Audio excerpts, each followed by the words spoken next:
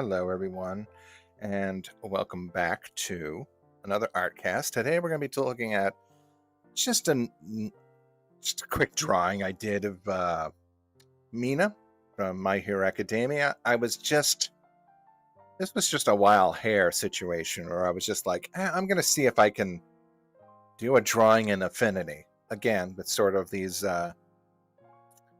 Figure out how to use some pre-made parts to make something new. Uh, yeah, it's okay. I mean, I kind of end up drawing new stuff over these, but it's fun. It's like working with a little paper doll at first to see how you're going to be working. Find a position. Jazz volume 1%. What the hell does that mean? Is the jazz only at 1%? That's 100. Sorry. I'm looking at OBS now. Well, I want to listen to it while I draw. That's left and right balance. That's nothing.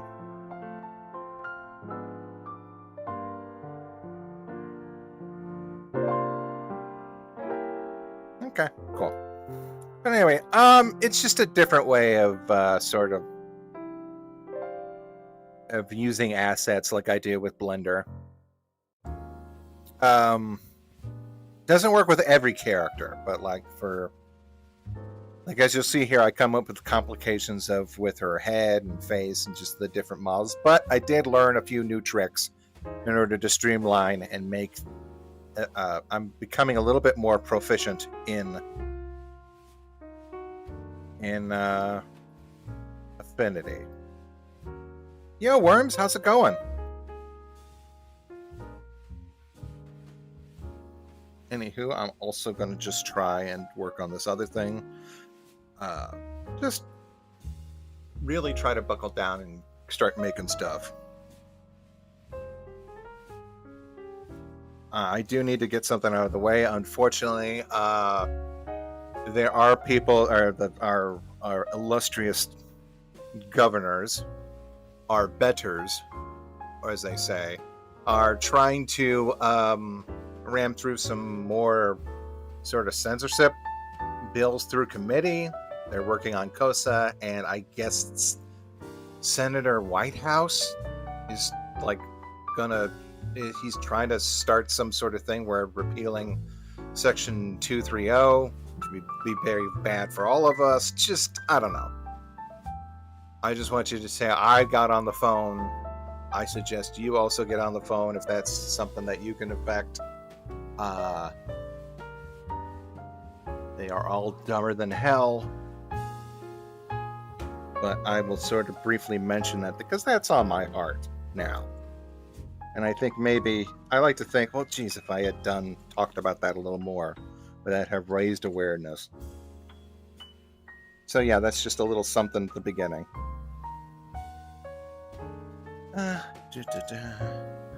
Hold on, I need to put I'm running two things at OBS, so let me know if things get squirrely. Well, where's the second one?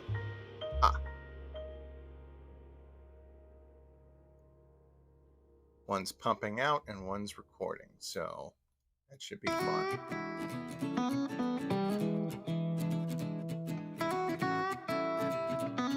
Good. Heard about the Blu-ray anthology of Tom and Jerry. Now, is it a good thing or a bad thing? Because that sounds like is it just with the approaching buyout by Netflix? Is it bad because it's not even being released, or are people snatching it up like crazy?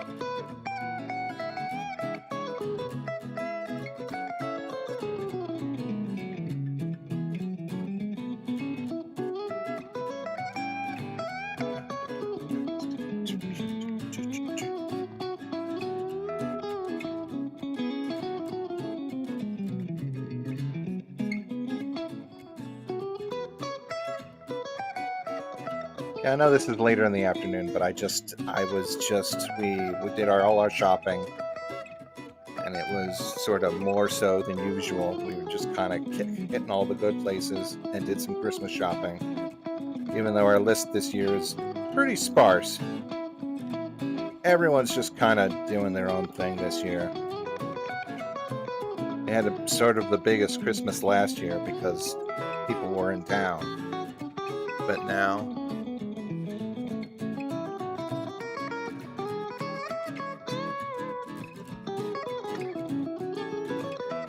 that's okay. I'm ready for a little bit of a break too.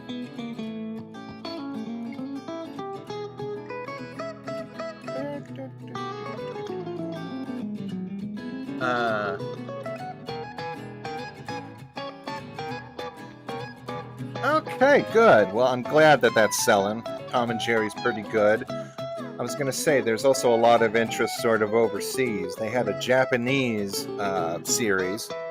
I'm not sure if you're aware of it, but it looked pretty good. And then also, they released a movie in Japan, which is a CGI movie. Tom's got himself a girlfriend who's like I don't know. I don't know if it's another take on the Monkey King or something else. I've got to actually take a look at it.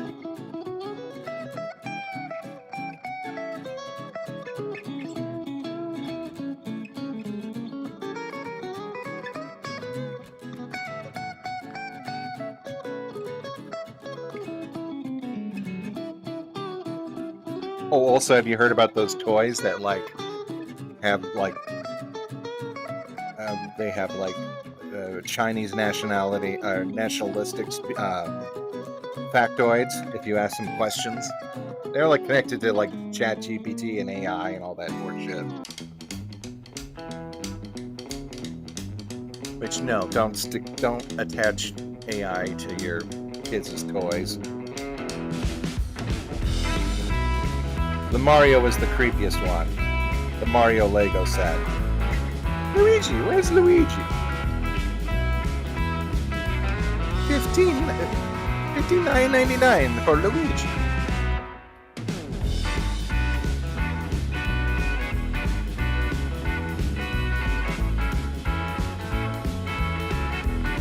Meeting my brother over the border. At the Walmart threshold.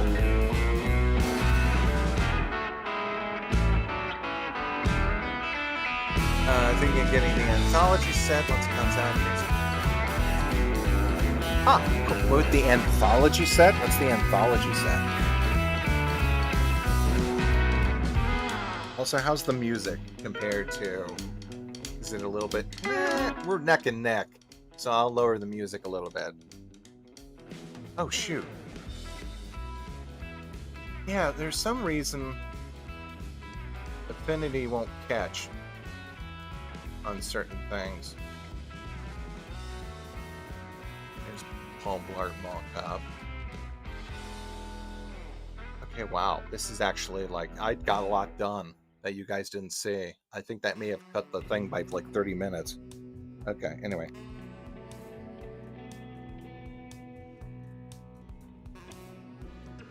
I can always put a virtual camera on what I'm working on now to finish up.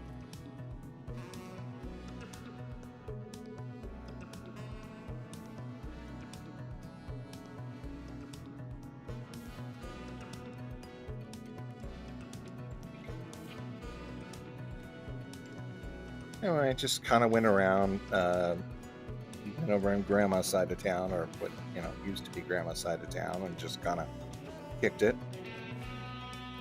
We did that because we had to go to a sort of a bulk store, where they have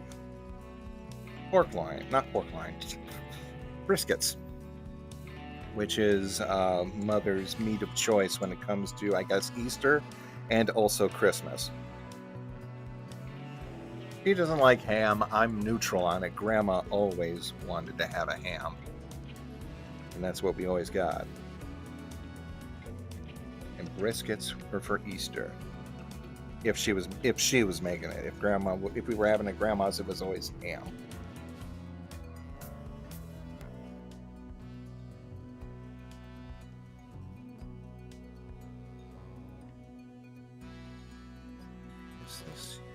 Yeah, that looks okay.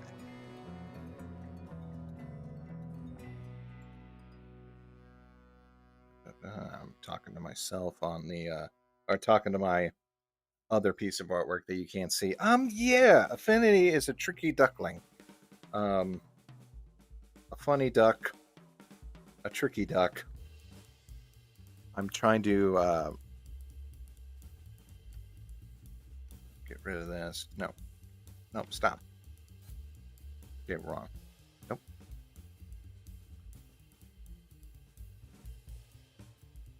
I'm trying to get better at it though, because there are some really nice things that you could do in it, and I found out that how to make a nice crisp point without having to go do all this nonsense with. They call them curve profiles, because when you make a SVG, you can't just draw a line. It's got to have a curve profile to it, and it doesn't measure the pressure of your. Well, some of it's weird. If you bring it into another program, it ignores that and makes everything all wonky. So there's basically no nice way to like import a vector, an SVG, that retains all of the shape memories. Like I found that out when I was experimenting with Moho. You think after all this time they would do that.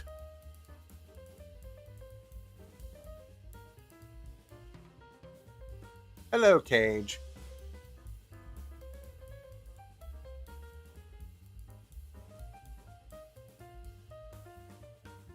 Affinity? No, I'm talking about Affinity Designer 2.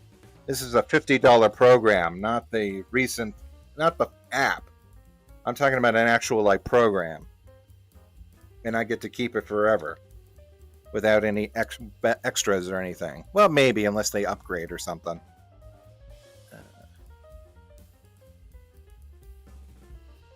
But I did see that they produced a app and was curious about it, but have not tried it yet. I have a very sort of older phone and an even older tablet, so I'm just kind of like, well, I'll do that later. One thing that the app does apparently is that it can vectorize a image, which Designer can't do that on its own. I have to use another program like Clip Studio or Inkscape's good for that. The UI I don't mess with, but like it has a pretty good vectorizer that I've used once or twice while working on the phone. I've made shapes, or I made drawings that are just shapes, just colors. No line work, and then I brought it in there, and it made all the nice shapes I needed. So I was like, okay, this is a way to do it. One of the ways for the toolbox. Even so, the Moho 12 that I got from like Humble Bumble for like $20 has a decent vectorizer.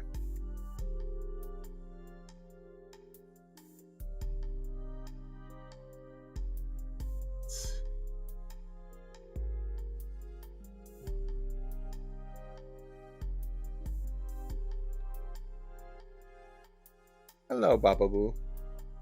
What's going down? I'm talking to Booker. Symmetry. Oh, my boys.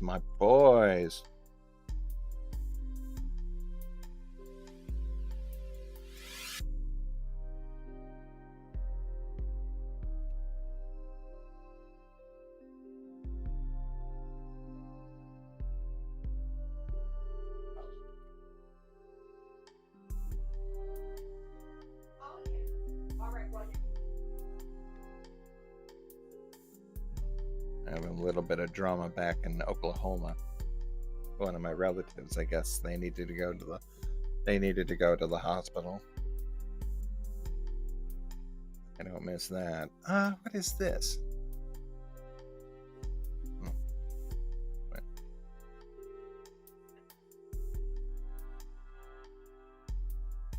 They're fine, they seem.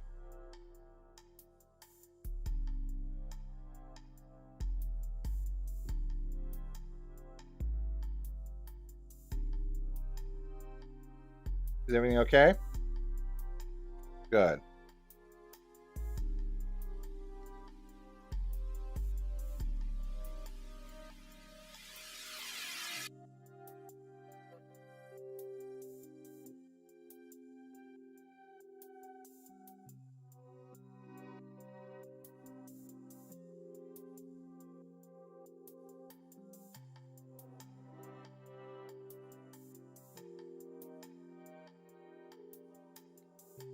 See, how do I do this? Convert shapes to actual shape. Good.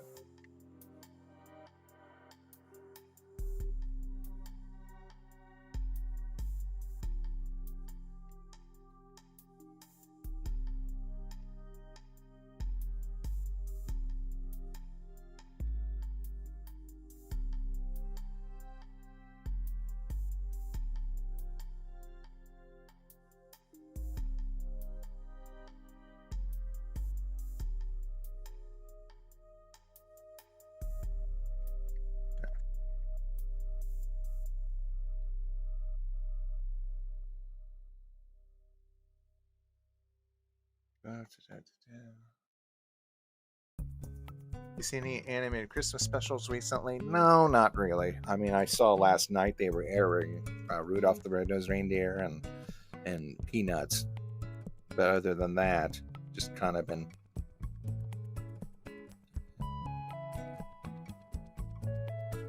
Turn there. Okay. What do I have to do? Here we go. Converge.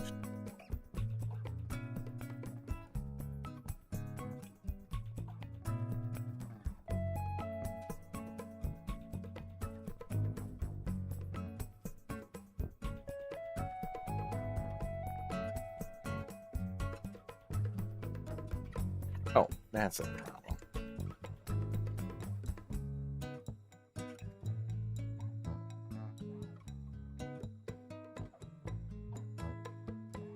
Hey, James.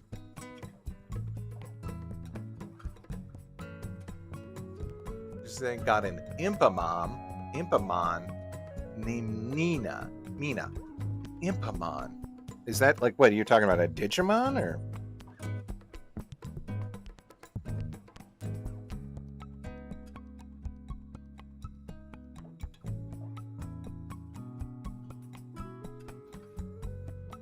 Also, you see it like this. I can like put a filter on the foot there, and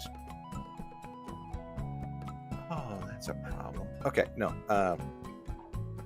This I need to layer. There we go.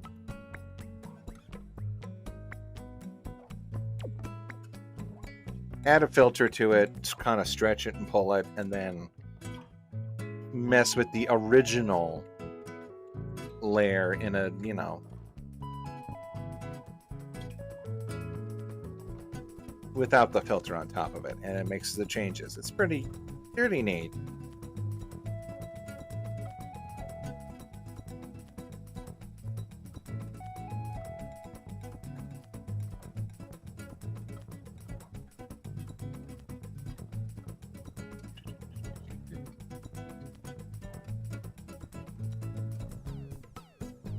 Also, the native, as you can see from the file sitting there, you can kind of get a peek at my desktop.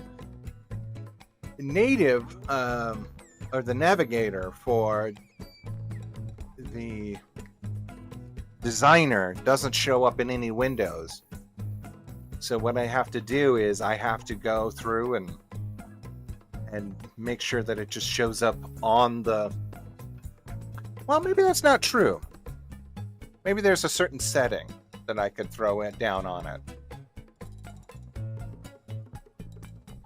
But anyway, I have to make a little spot. I have to make a little nook on my desktop to make sure that when I put the window up, it can get captured, because that just helps when I'm making the speed drawings or the YouTube shorts or whatever.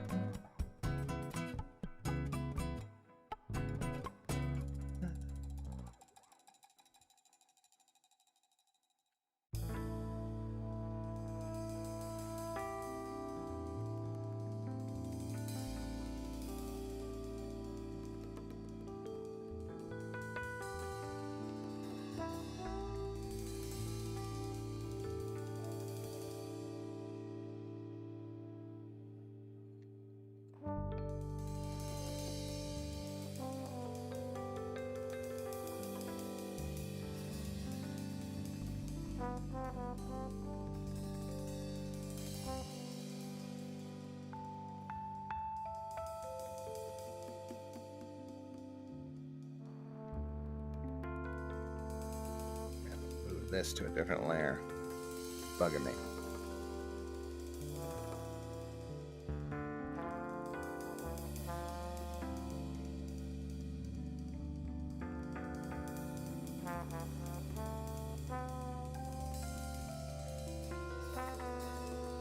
Okay, there we go. Oh, also, one technique I decided to try to use. It's fairly simple just to copy and paste a layer that you find in Affinity to Paint Tool Saya, which has a way better pen, in my opinion, and a way better way to sketch out your drawing implementations. So I just bring it in there and I just started drawing over it, with the plans of then taking this layer and then pushing it back into Affinity as a style guide. So, yeah, it's just kind of using the strengths of both the programs to play off each other. How you doing, Underwolf? A Digimon, I named her the character from Dracula. Oh, that's right.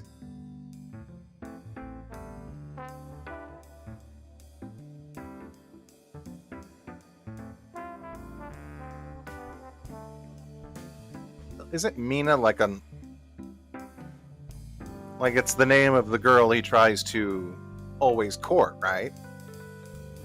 Yeah, I mean, Mina was even in Dracula Dead and Loving It. And of course, Mina, that lived on with Mina and the Count, with the creator of My Life as a Teenage Robot. He made those shorts. He made like 5 of them. That guy was super effective when it came to the Fredinator shorts. Yeah, I'm hanging in there too. I'm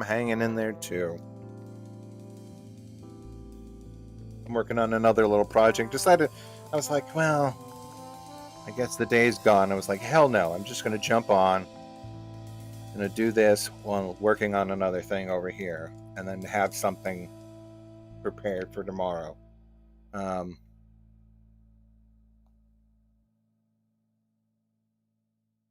see. How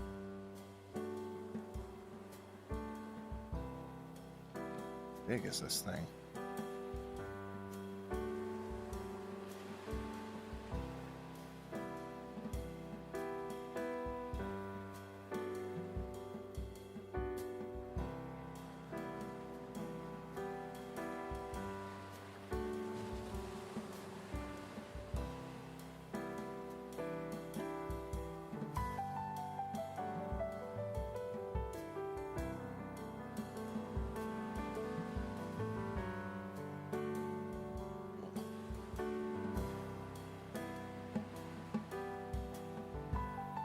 And what are you growling about, your boy?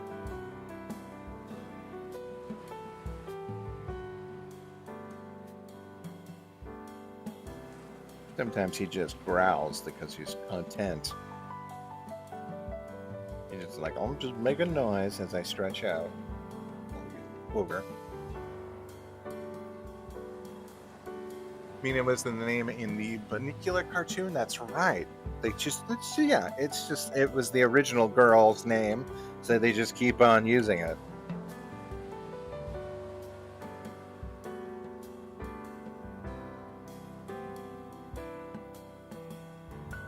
Was Snot the cat in that one? I keep forgetting if he was or if it was just someone who sounded a lot like Snot.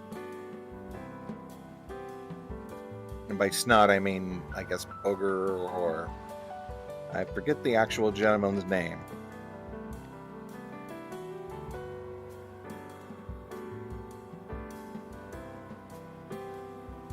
Very, sort of good character actor.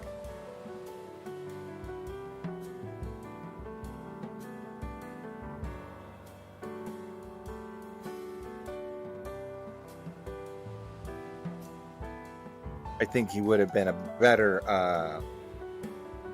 sort of. I'm thinking of the character Pauly Shore plays in Goofy movie. They could have casted Snot in that.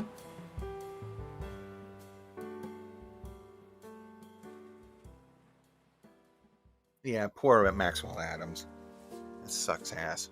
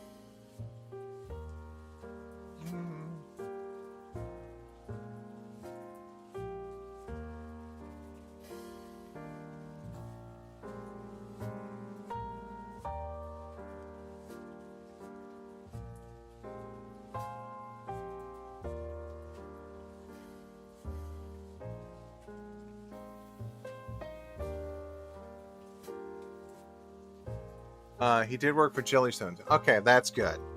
That's probably good that he, as long as he picked up that he did that, and then he worked on he had a good run with his sort of shows. He did also Fish Hooks. That probably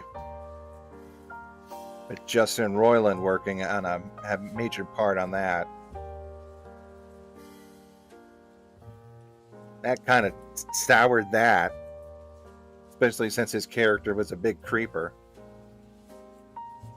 Not a big creeper, but creeper.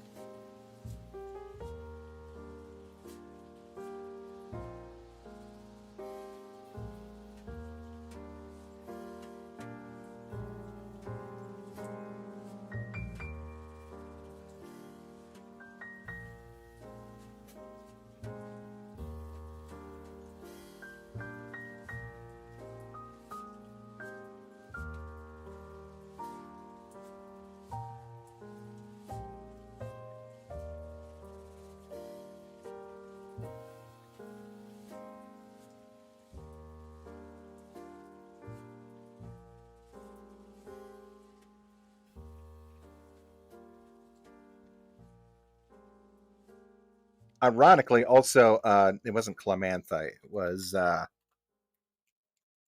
what was her name? Oh yeah, Alex Hirsch worked on that one too. Let's see. I gotta read this. I gotta look this up. We got. What was her name? Fish.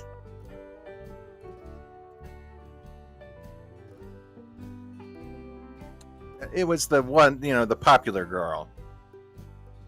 Just wait. Alex was Clemantha.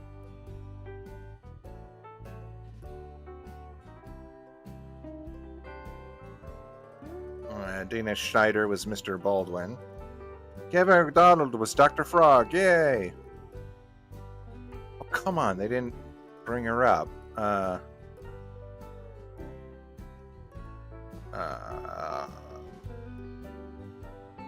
Jason Alexander was Mr. I don't know who Mr. Nibbles was. D. Bradley Baker, of course. Where the hell is she?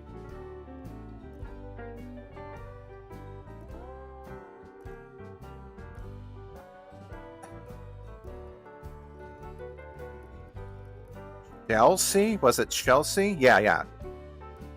Kira Walgreen as Chelsea, who went on to be the voice of the robot from Rick and Morty. I mean, the robot garage, the robot car, the grandmother, and also Morty's love interest. What's her face?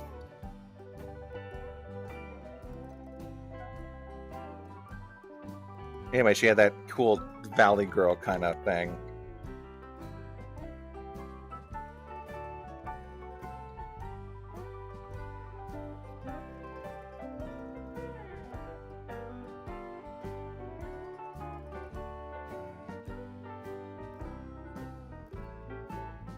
How can I not know? Well, I haven't watched a lot of Rick and Morty, and she kind of disappeared after she became a time god or something.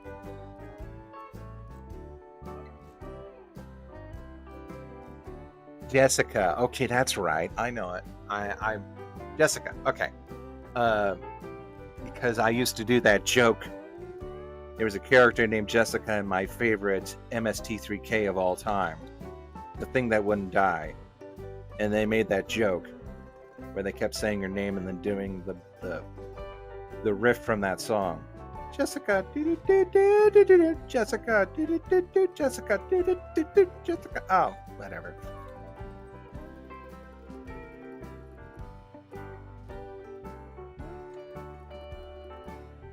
I'm gonna go make an evil sandwich before I take an evil nap. That was the first MST3K I ever saw. And good thing too, because I mean, there weren't really any of that stinkers out of the first sci-fi season. But I think maybe if I had seen what is that's a good question. Like, what's the first episode you saw of a show? And if you had seen a different episode, would you have gotten into it as fast as you could? Like, I'm trying to think of what would have just been a bad MST3K. Like, I'm trying to think. I haven't seen any of those earlier ones, but those are the ones that kind of make you a diehard fan.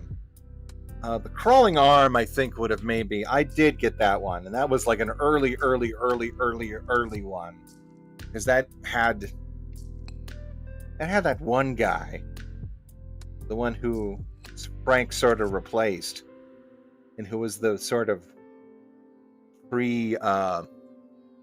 primordial Tom.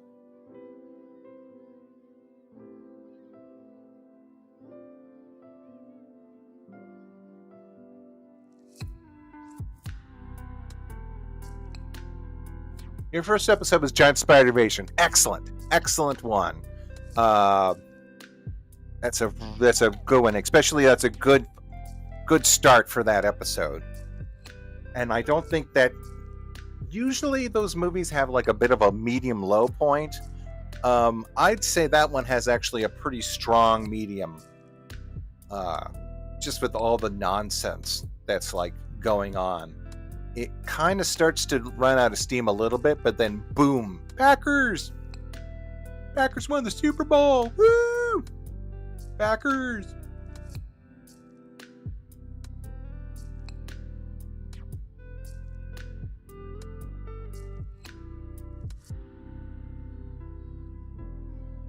Oh, Alan. Let's see. What else? was there?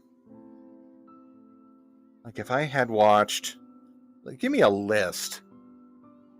I think I lost interest in, there was The Empire Before Time.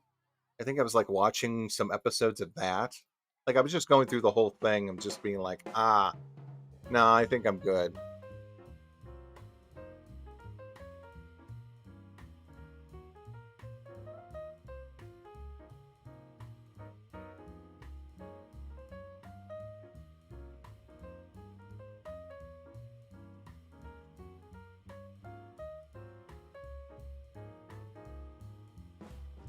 Oh, She Creature, the one with the sort of the carnival and them hypnotizing some girl to bring back a like prehistoric claw monster thing.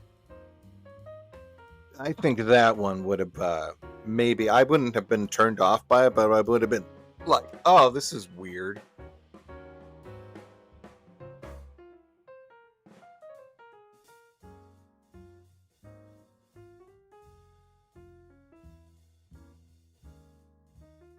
Yeah, you think that would have been pretty good for like uh I don't what actually, you know what? You guys not getting it in the UK might explain a few things, because there was at the tail end of the season and a few earlier ones too, but especially the Sci-Fi Channel, we got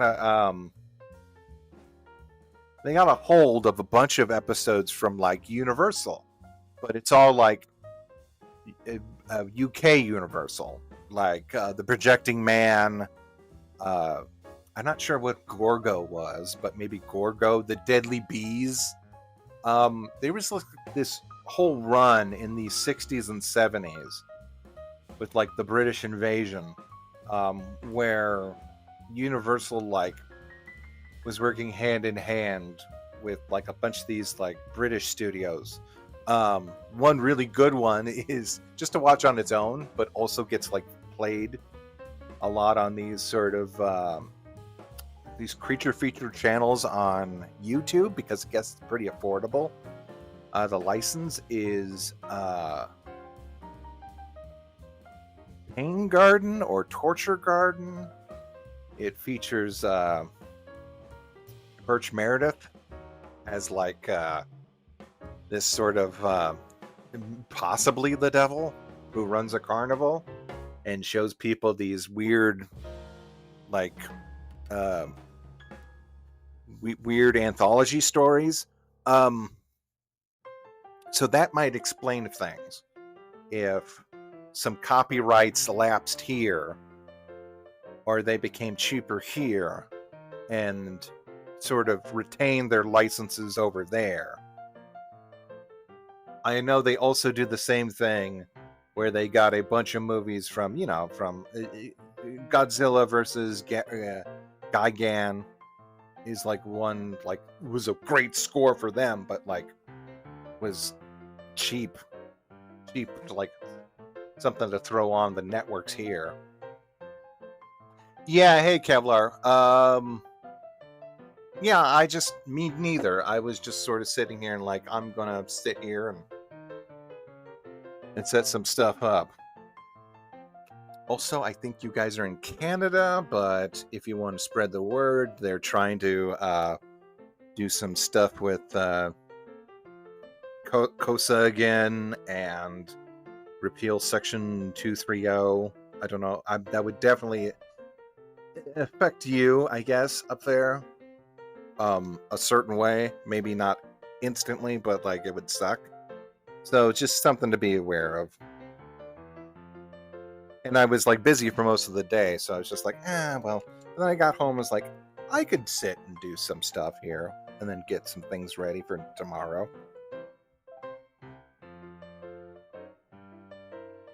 But anyway, getting back to MST3K, I know that they've got a bunch of cheap or cheaper Japanese productions like the Neptune People and Prince of Space and Mighty Jack.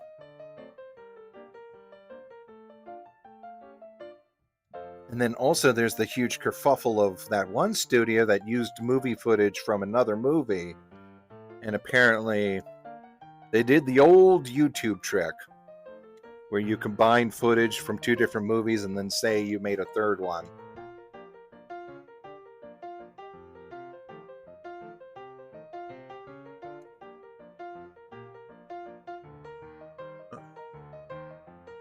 It didn't send to you guys, did it?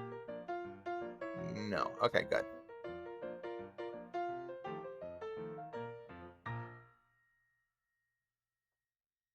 Film Ventures, yes. Your first full episode was Tear from the Year 9000. Okay, now that's a good one because that's a good example where it sort of has a strong start, has a really sort of dragging middle, and then kind of picks up towards the end. That's the sort of the pattern that happens with MST3K that I think is sort of... Oh, the worst one that does that would have to be the Screaming Skull, which they needed to even add a short at the beginning of that. I think that one even has a weak start. Although My Pyramid Balanced on 4 Oranges is still an all-time favorite.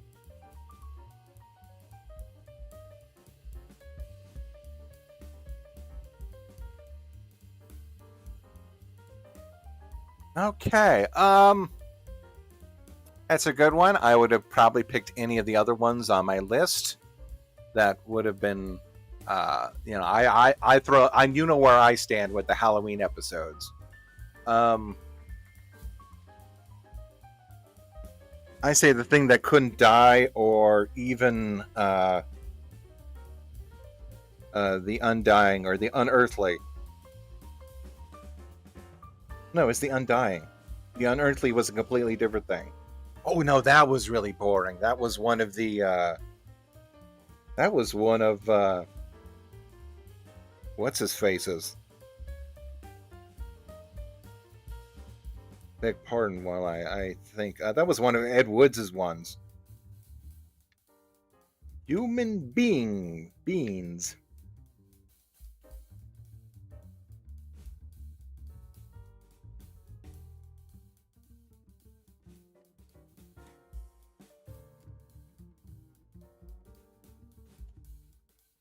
The Gumby short was the first bit I saw. I binged the shorts. The shorts were good too. They released a set of shorts, a collection of shorts, of in 3 VHS sets that you can get at. I don't know. I got it at Suncoast. Bride of the Monster? No. The Unearthly was another one, which pretty much was the exact same thing as Bride of the Monster, except no octopus.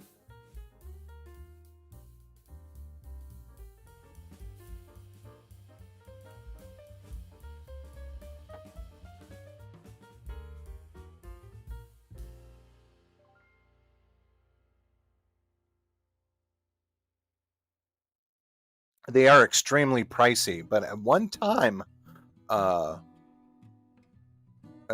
library... It was Ed Wood, wasn't it? Oh, just wait. Now you got me bugging. I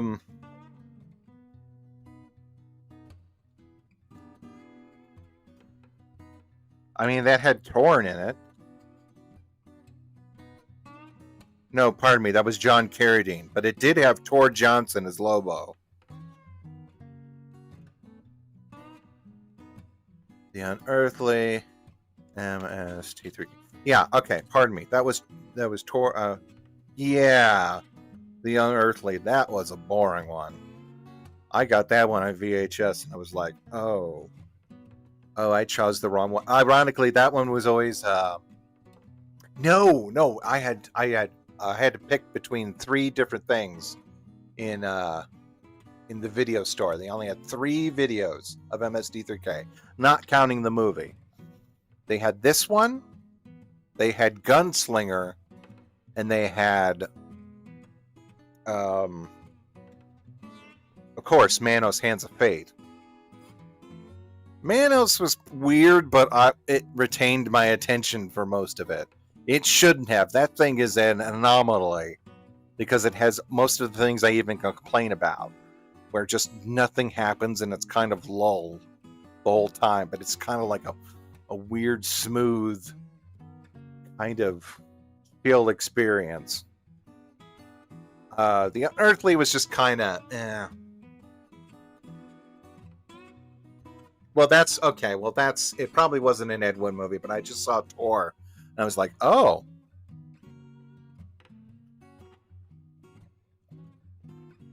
Lobo, honey.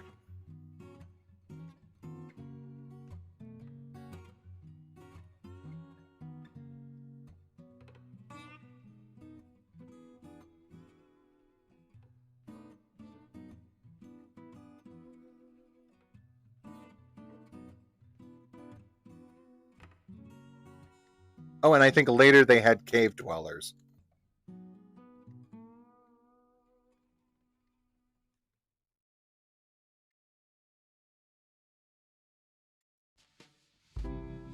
Which was so weird because it was, again, it's one of those capital ventures or venture films.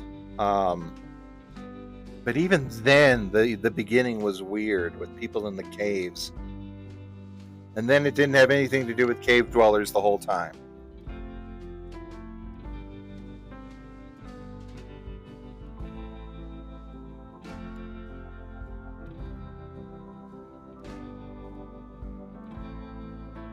Gunslinger was pretty fun. Not really, there's no real sci-fi aspect to it, other than a woman being a sheriff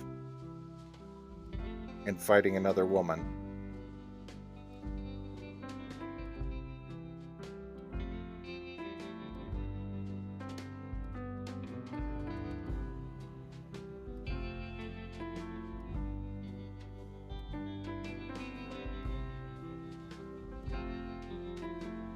Right, okay, yeah, that was a good one. Okay, maybe I should rewatch Gunslinger. Gunslinger was weird. I mean, not the whole thing. I remember the exact thing I got at Blockbuster that weekend. I got Gunslinger, MST3K, and I've got Rampage for the Nintendo 64. I just had like on. I was just like, okay.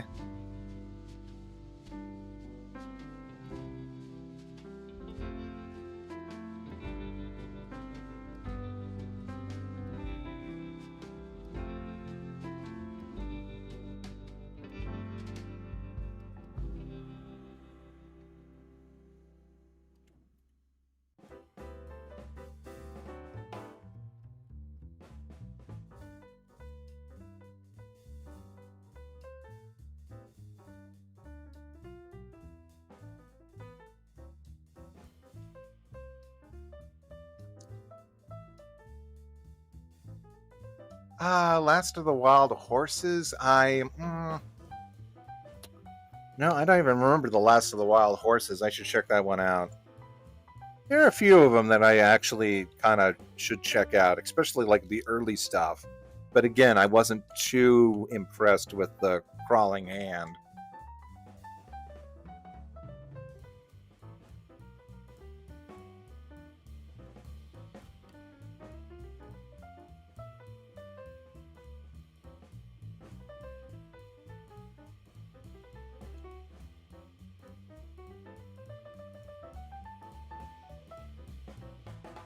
Yeah. Oh, yeah. That was a bummer.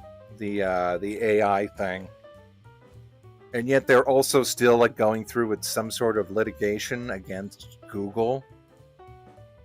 It's a whole giant, just mosh hodgepodge. I don't think one hand knows what the other one's doing.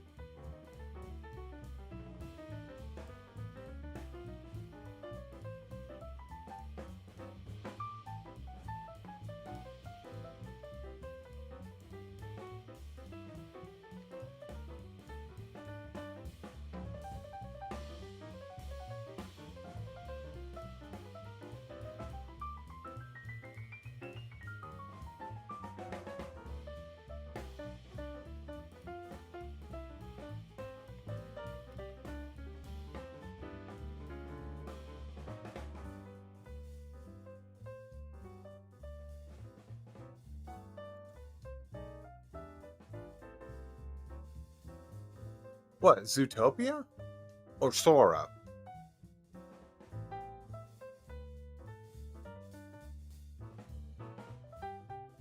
Robot Apocalypse. That's another one I haven't seen. Jeez, maybe I should.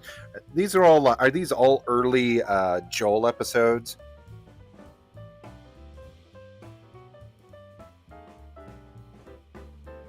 Like I said, some of those earlier ones. I mean, I guess it was just the sort of the evolution of the brand. Like I really liked it when it kind of hit that stride of like a joke every minute or like every couple seconds. Again, they had the thing that couldn't die, the unearthly, where it's just like boom, boom, boom, boom, boom.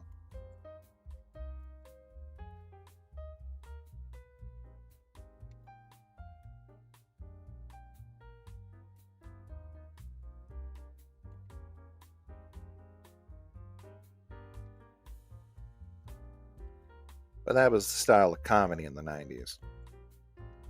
Thanks to shows like The Simpsons.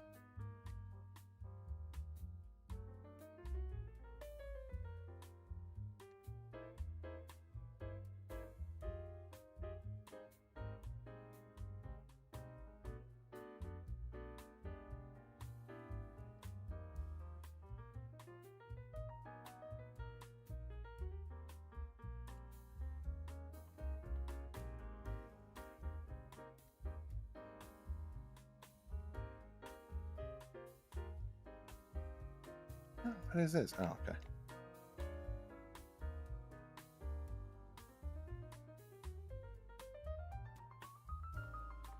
What's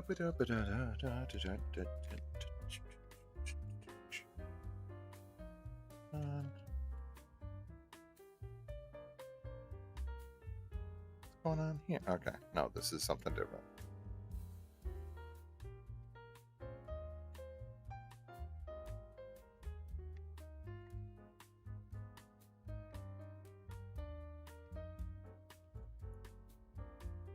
Season 1 has its charm. Oh yeah, it's got the same stuff. It's got the sauce, all right, but like I don't know. They've also probably got better audio mixing as the show went on. Some of those guys, they like some of the earlier episodes sound like they're just like coming from a can of beans.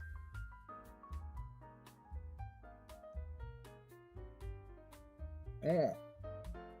Season 1? Okay, yeah, that is. And when you say season 1, are you talking about the Wisconsin years, or are you talking about like proper?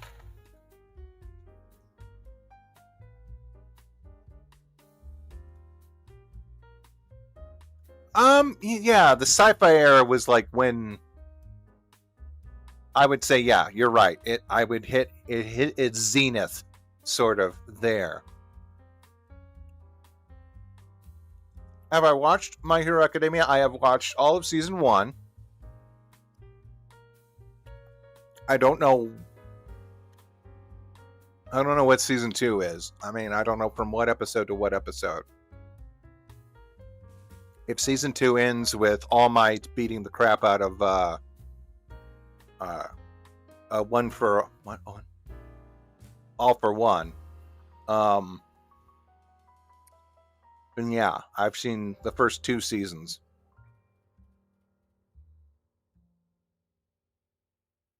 Now, did the camp arc happen before or after that? Because I did see the camp arc.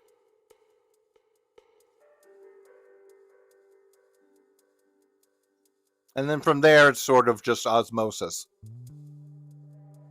of the internet kind of sometimes running up to you and saying, hey, look at this cool clip, or hey, look at this cool artwork, or hey, do you want to see a baby totally die? It's okay, though. It's an evil baby.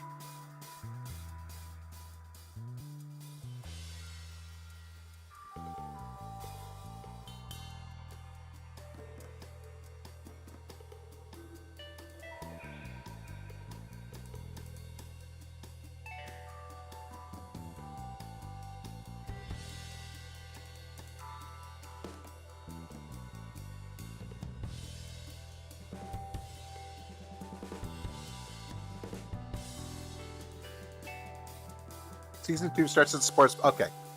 Did see the sports festival and did see Stain's also good.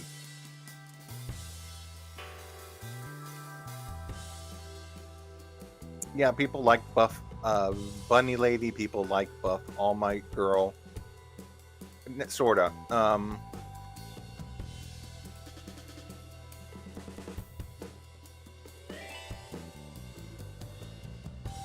And then there's just very tall civilian bunny lady.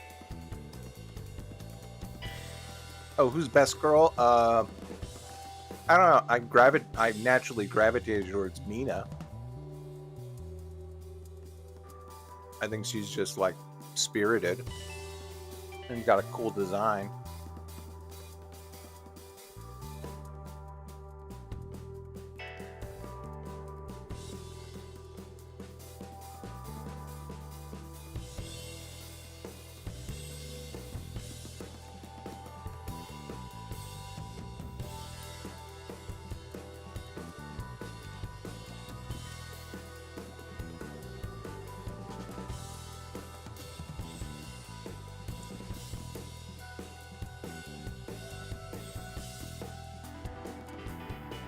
I'm sorry if you can hear my smacking. I got a box of Good and Plenty's here.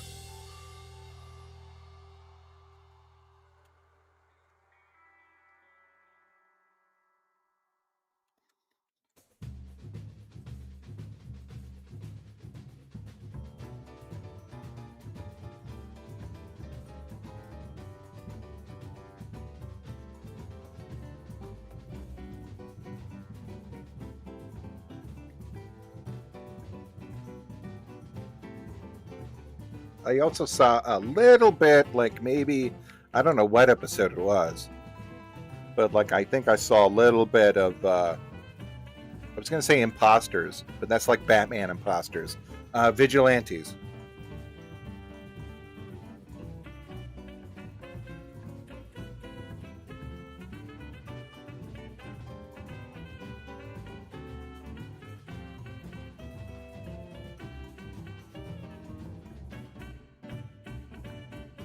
Especially the fight where the Eraserhead meets the guy who's just good at beating the crap out of things.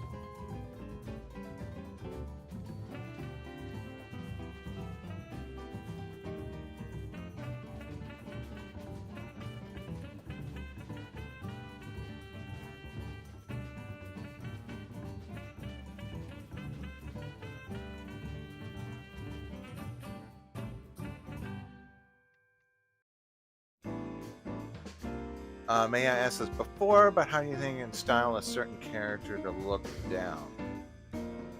How well do you think you are? This is not... For example, this one is okay. It's not great. It's mainly just doing the style pretty fast. Her hair's a little bit more wonky. But again, I'm chalking this up to the fact that Affinity is a different beast, and it's more of just this is more just like playing with stuff. Although what you see me doing here is me just going over this pattern I found on the internet. What's scary is that I couldn't find just a pattern that matched her outfit, which should be like a really dirt simple pattern to find, but like everyone wanted money for anything that looked close to this. So I just took a screenshot and brought it in, and now I'm just fixing it up. Which, if I were on a schedule, I wouldn't do this, but since it was just sort of a meditation project, I was like, sure, I'll just go over it.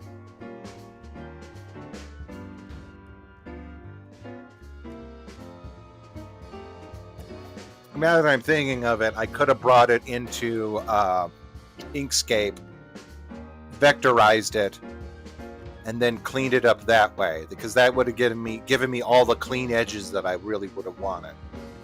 So I'll have to keep that in mind again. A little mental note. Sometimes I think of stuff and I'm like, oh no, I could have totally done this, and then I try to jot it down somewhere so that it's a little reminder to try a little experiment some other way, sometime later.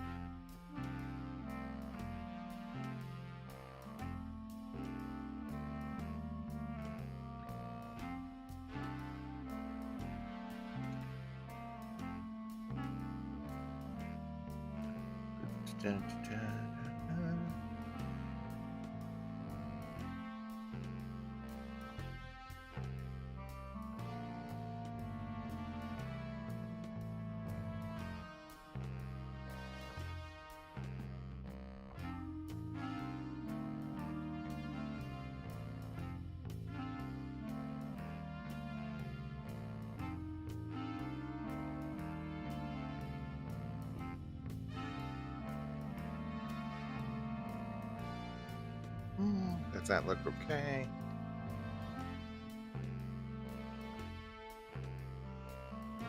A little wonky.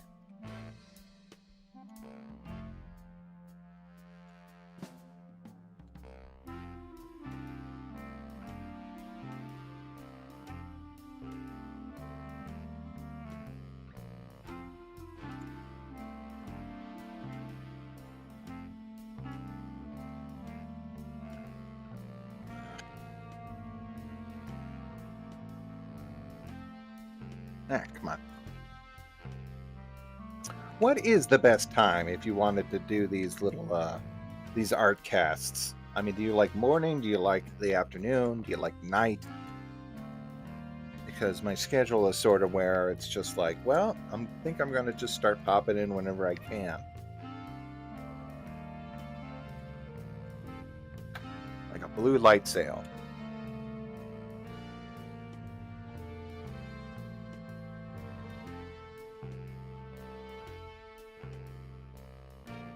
I think most people don't know what a blue light sale is now unless they watch a Goofy movie. I think that's the only reminiscence of a blue light sale now. Fishing. Let's see. What is good and plenty? Oh, well, it's... Huh. What is the main brand of Good and Plenty? I mean, it's a licorice candy. It tastes like black licorice jelly beans. Not black licorice, which is abhorrent. There's Good and Plenty, but there's what's the co-brand of this guy? Good something Jimmy's? No. Good and Plenty candy. You also have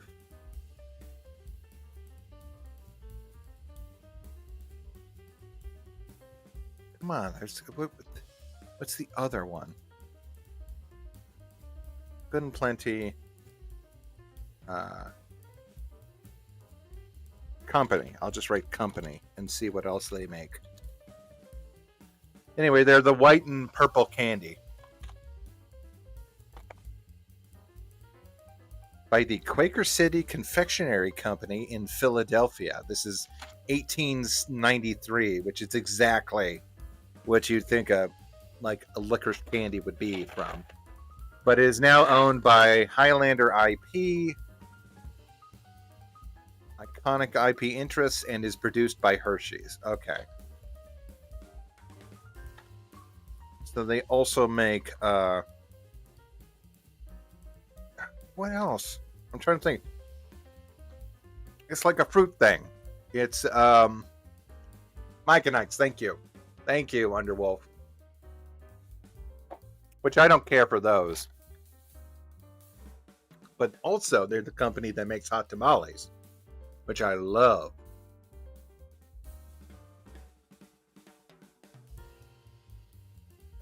If I had all the money to burn, what artist would I commission?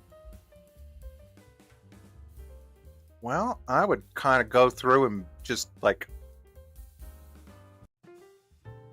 I mean, I wouldn't go out and seek a famous one.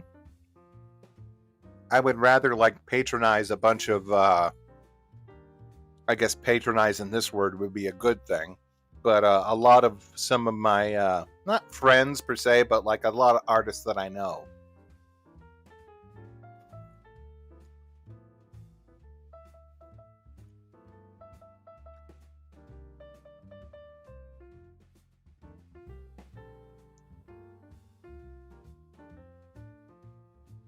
Oh, no.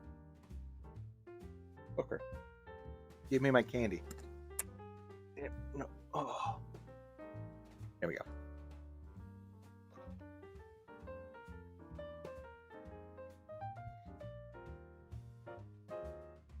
They had sour Mike and Ike's. No, they had blueberry or raspberry. It was blue raspberry Mike and Ike's, and they were sour as hell. And they weren't enjoyable.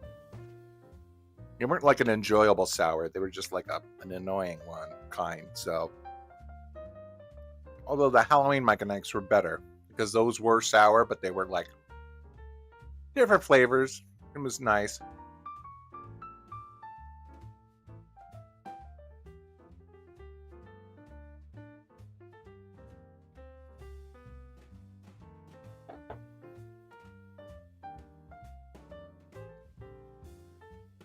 So I think I would focus, if I had that much money, I would focus on doing that.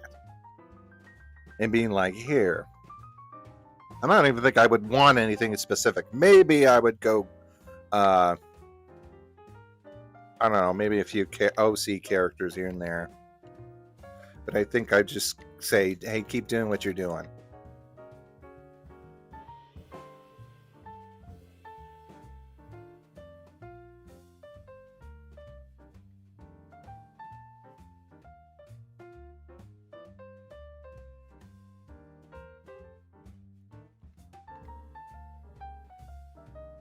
I do that with a few people.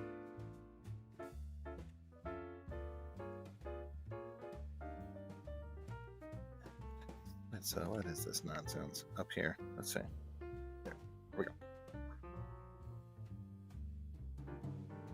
I'm thinking about that Rankin Bass one. Which was, it's definitely a Groundhog special, but that's at the tail end of like their production.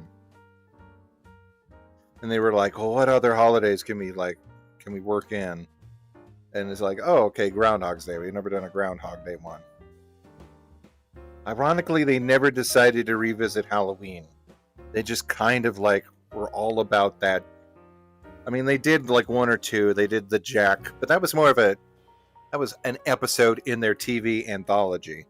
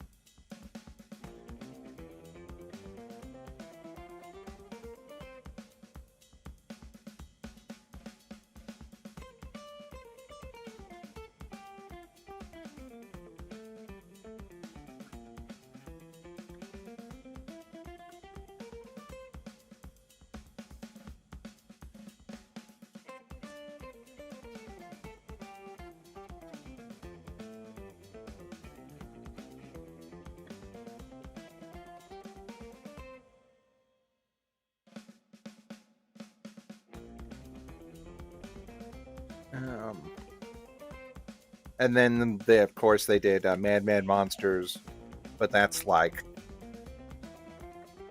that was a movie, and they made it like super long time ago. Ironically, I was thinking about this. What makes a Halloween special a Halloween special? Like, how long does it have to be?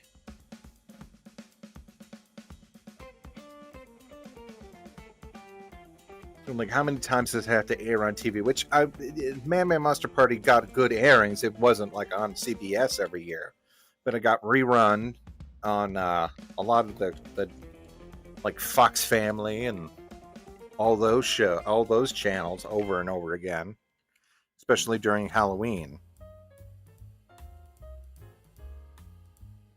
So it was like, okay, I put that on the specials list, and indeed it was, because even the change in production made it sort of on the same level with like TV animation.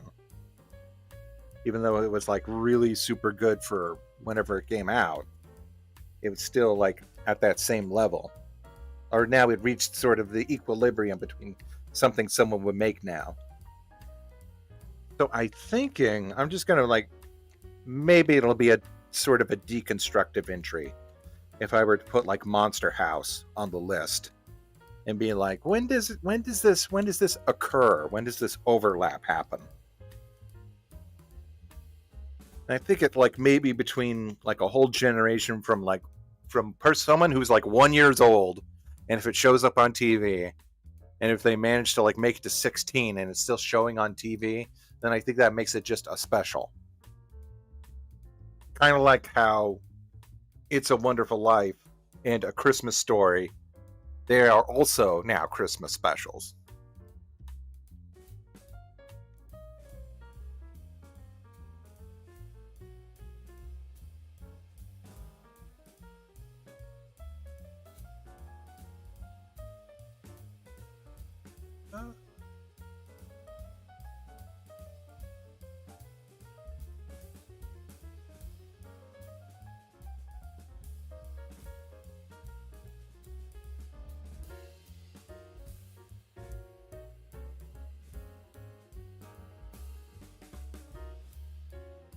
If we, no. No, we're working on the hands. That's good.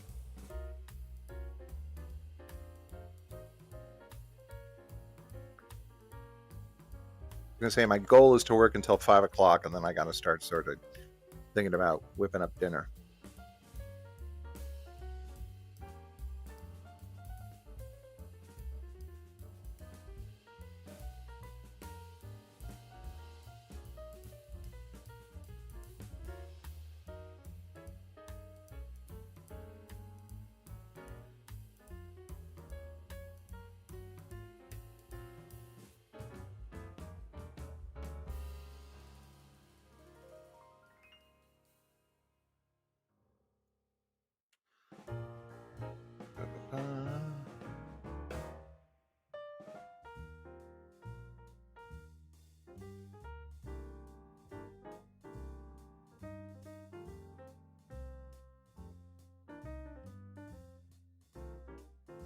What am I doing? Okay, here we go.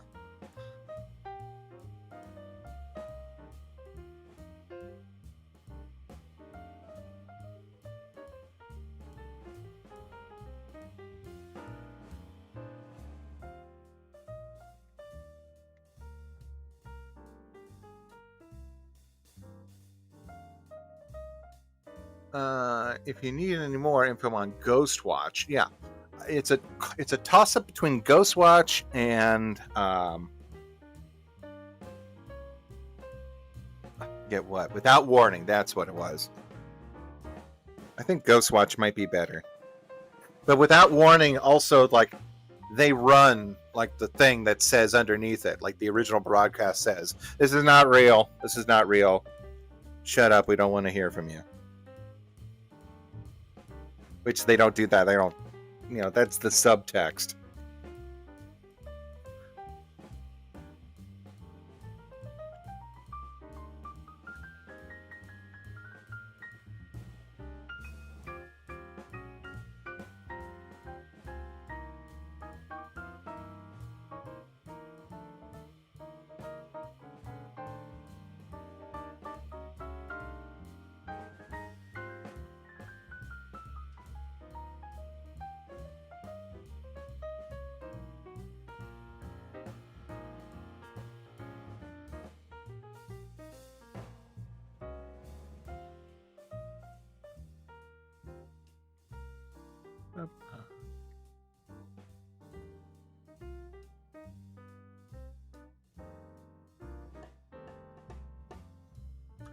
And I have a fairly good. I do pretty good finding some of these information on some of these specials. There's a blog that I like to look at. It's called Halloween Specials.com or something. Anyway, they've been doing that for like generations.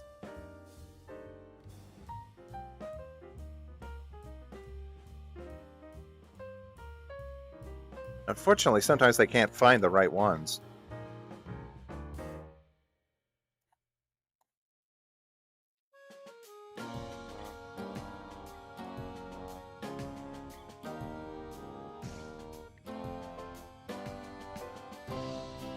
Or they can't find good footage of, like, the special.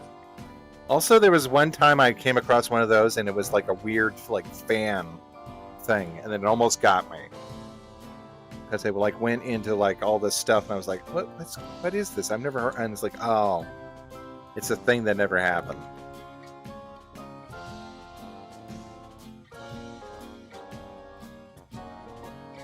Cool.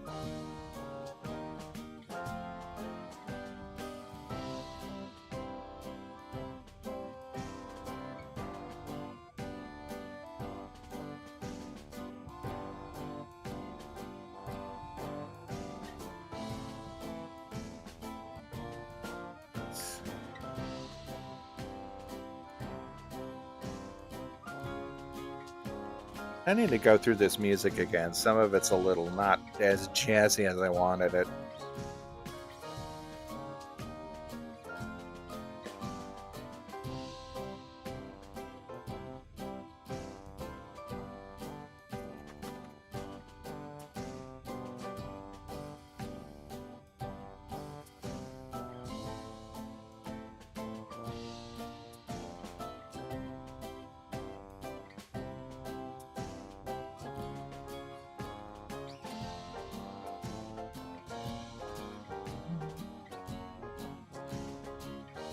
Specified images, all similar color.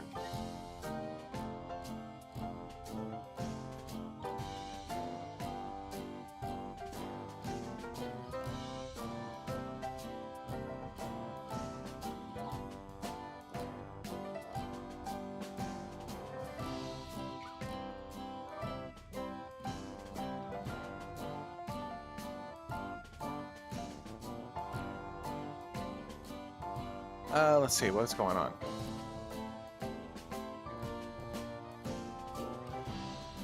I thought a lot of people didn't see that when they started watching it back then. Maybe they didn't, maybe they did. But I think Ghost Watch is different. I think they just assumed people would be like, oh, okay. And again, very sort of reminiscent of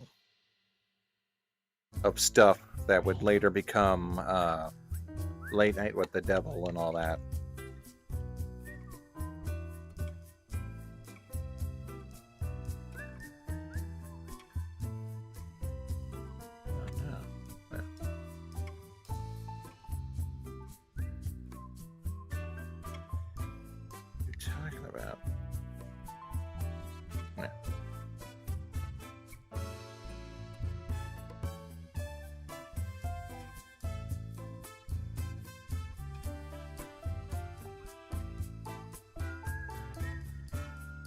Yeah, this is just whistling over Sasa.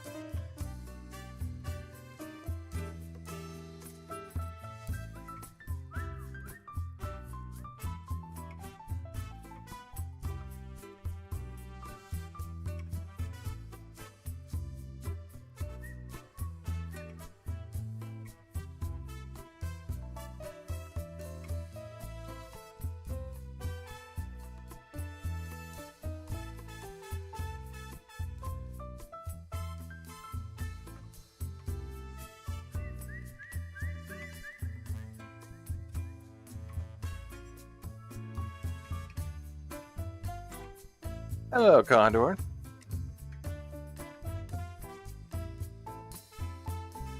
Let's see, where are we at now in the whole thing? Oh.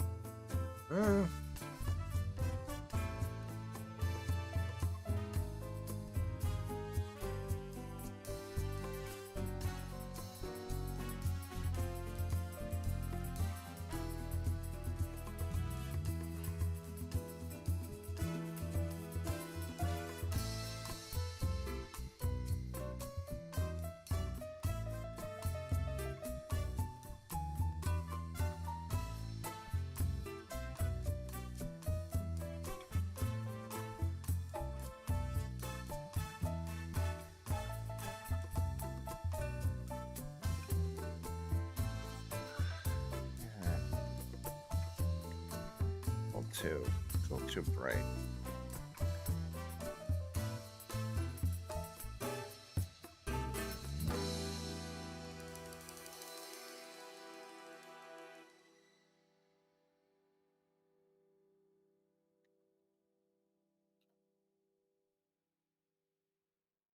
Let me get a hold of this. Nice. Very nice. What track is this? Okay. Yeah, so I think this turned out nice, and nice is the right word, because in paints and I think if I had done it from the beginning, I think I could have gotten a more accurate depiction of the way she's just built. This is more just like a fan expression. This is, how it kind of feels. Off model, there would just say, or approximate model. But again, this was just like a sort of vibe-based experiment with Affinity, just to see if I could start something and work it from scratch. Affinity doesn't have a good pen that I can use to sketch out things. There was one part where you saw me. I was working within Pixel or Bitmap, and the pen just wasn't responsive in any way that I liked. I don't know. Paint Tool say it just has the market locked on that sort of thing, and I think it's great.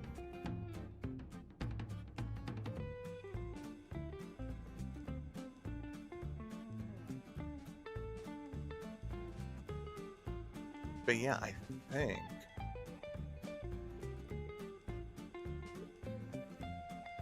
I like to go back and forth and tweak things.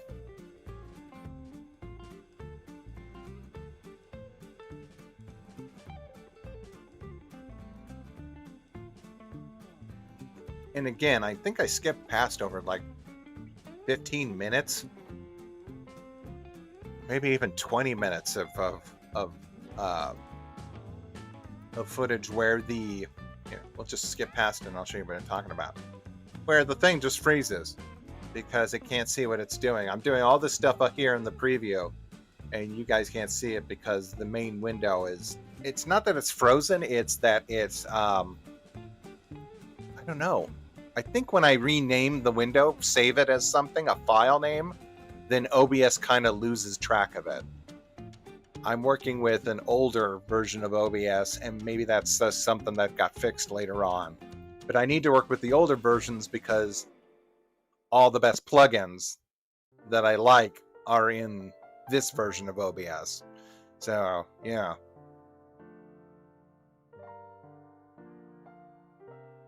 But anyway, getting back to this, I think that's good.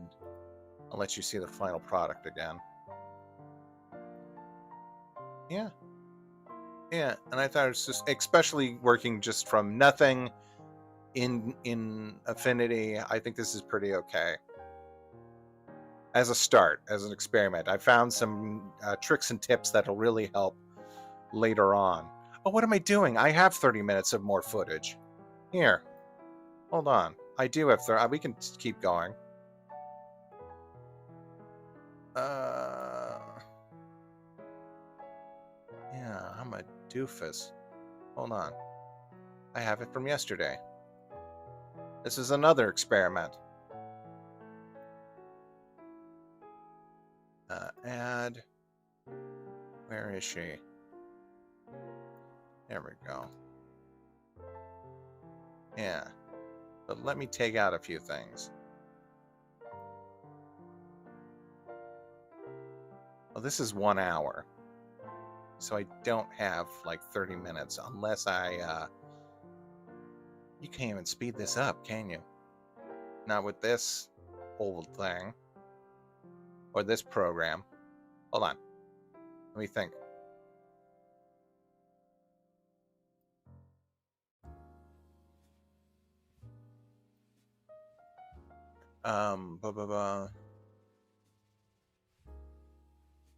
Yeah, I think we did okay. I should have planned this a little more, but I think we're gonna call this one. 1 hour and 30 minutes ain't bad for an afternoon one. I'm going to get a cup of coffee and just kind of get ready for tonight. But anyway, I thank you all for joining me this afternoon. And oh, hey, Dime, hey, Werewolf, I'm sorry. I'm so sorry. I gotta go for now. Wait, the Amazing Digital Circus is playing now? Anyway, I'm sorry I have to cut you guys all off, but we will be back later tonight, okay? You all have a good one, and I'll see you later, okay? You have a good one.